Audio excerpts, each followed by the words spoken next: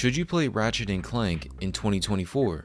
Well, I think that's an interesting question because we've had gamers that only know the rebooted Ratchet and Clank that released in 2016, followed by Rift Apart in 2021, but have never played the original trilogy. So I wanted to go back in time and take a look at the game that started it all, Ratchet and Clank. Let's see if this game is worth a playthrough after 22 years.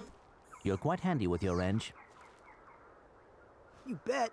I built that ship with it. Currently, I'm in search of someone who could be of assistance in saving the solar system. Do you know where I might find that fellow?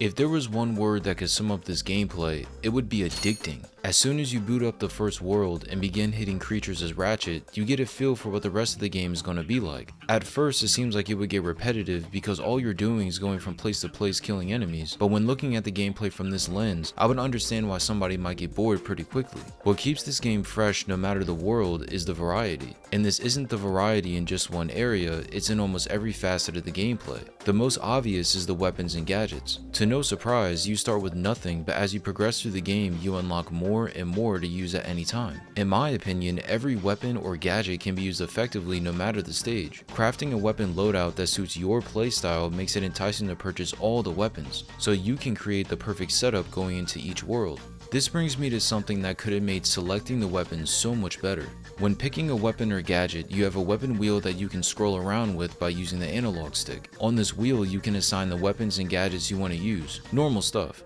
But where the problem lies is how there's only one page of the wheel. You receive so many weapons and gadgets throughout the game that you can access more than what you have equipped to the wheel. Normally, it's not a big deal because of the lack of weapons, but for a game with this many, being able to press a button and open another weapon wheel with a second set of items would have been so much better.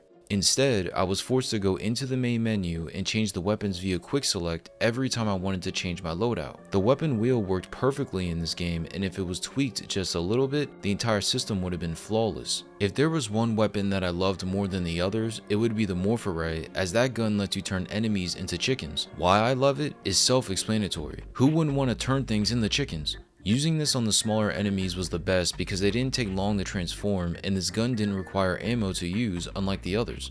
There's so many weapons and gadgets available, you'll gravitate towards a handful of them, but once you understand how they function, you can utilize them to their full potential. My favorite gadget would be the Trespasser, because it served as a key that you could unlock doors with. Unlocking these doors was usually pretty easy, but sometimes the puzzles were a pain in the ass and took a good amount of concentration. The concept is simple, as you're just lining up lasers and glowing slots, but trying not to have them intersect each other is harder than you might think. Regardless, this gadget was a nice way of incorporating puzzles into the game without forcing you to do them every single time. Nonetheless, playing as both Ratchet and Clank felt exactly as it should. The movement for Ratchet was pretty fluid, and when using Clank, he was more stiff and rigid, which is what I expected for a robot. I liked how when using Ratchet, the emphasis was on the weapons, while for Clank it was more tactical. Many times when playing as Clank, you would have to solve simple puzzles which required you to think outside the box and use little robots to help you get to the desired destination. These sections were a really nice change of pace, and the way they were implemented made a lot of sense. You didn't just play as Clank out of the blue, the situation actually lined up where you should play as him instead of Ratchet. Little details like this made the entire game flow better and feel more cohesive. What I didn't realize about this was how many planets you would be visiting over the course of the story. You travel to them via your spaceship, but as soon as you arrive to the planet, you get a feel for what you're going to encounter on that world. Sometimes it would be an ugly place, other times it would be in a literal paradise. Regardless, you never knew what to expect when going into each area because the actual design of these worlds was just as good as the environments themselves. Of course you have the main path that's pretty obvious, but what Insomniac did a great job of was the other lanes to get to the side objectives. On each world there's usually one main objective followed by other missions that you can do to unlock various things like weapons, gadgets, and infobots. And it's in trying to complete these side missions is where I noticed how the paths to these places are always unique. When choosing to complete one of these, you're going to use a mechanic that was introduced earlier in the world or fairly recently in the game. What I thought was cool was that the game forces you to learn how to use one gadget in order to unlock the next. For example, you have these boots that allow you to grind on rails when you come across them. So what do you think happened when trying to complete a side objective? You grind on a whole bunch of rails in order to reach the destination, forcing you to truly master the rail boots mechanic. Implementing the use of gadgets or weapons into the world design makes the gameplay feel more rewarding, and in turn makes everything seem connected. Regarding the difficulty, I thought this game was pretty easy. There were some times where I died, but that was due to me rushing through a section or not being prepared for what was up next. If you take your time and use all the weapons at your disposal, you should have no problem breezing through this game. However, there are some sections where you might have to go in the try-hard mode because sometimes the enemy's attacks have a wide area of effect, so it's easy to underestimate how wide the attack really is. In a game like this, you wouldn't expect there to be many boss fights, but there actually is some. I liked how they were the same, but different. Sometimes you 1v1 the boss, while other times you have to shoot down their spaceship. Yes, you heard that right, there are space battles. I thought these were a great way to make the player feel like you're a part of an enormous galaxy. All of this time you're constantly moving from world to world, using the spaceship to fly, but there's no actual gameplay for the ships. And then bam, you're thrust into outer space and you're shooting rival ships. In regards to the actual space combat itself, it's really fun, as you have to fight off other ships while trying to destroy whatever the main objective is. To me, the replayability of just these sections is really high, as you gain health and ammo just by destroying stuff. I love when games give you the supplies you need just for doing what it wants you to do. It's like a small reward just for playing the game the way it's meant to be played. Either way, the space battle sections were a welcome surprise and added yet another layer to what's already great gameplay. Something I wanted to bring up was the overall organization of the game. If you never played this game, it's really easy to understand where everything is, what your objectives are, and how to accomplish them. The menu makes it easy to find your weapons and gadgets, letting you spend less time crafting your loadout and more time in the action. Nowadays, when we have games with bloated UIs and hard to navigate menus, I thought it was nice to have everything carry a more simplistic look. Lastly, I wanted to talk about the bolts. I've played a lot of games in my lifetime, but never have I ever been addicted to grabbing bolts. The bolts serve as the currency for the game, allowing you to spend them to get upgrades and buy weapons. They're practically all over the place in every world, with them being trapped inside boxes that can be smashed or blown up. At first it may not seem like a big deal, but once you get used to getting thousands of bolts per world, it almost becomes like an addiction.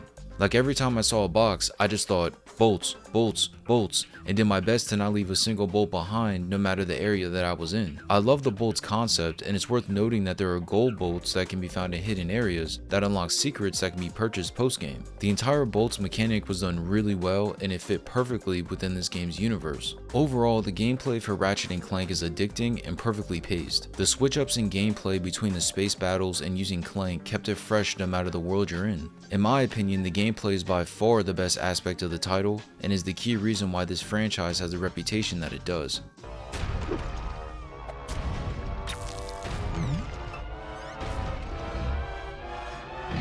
Has this ever happened to you?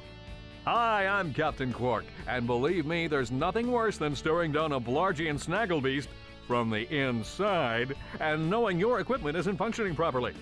The story for Ratchet and Clank is a simple yet heartwarming plot between two characters that happen to meet by chance. Since this is the first game, they have no idea who each other are and are thrust into a situation where they must work together to save the universe. What I think this story does well is portraying the difference between Ratchet and Clank's motives. Of course, the main villain and what they're trying to accomplish is made known right from the start, but as the events unfold, we see how that affects each character and their decision making.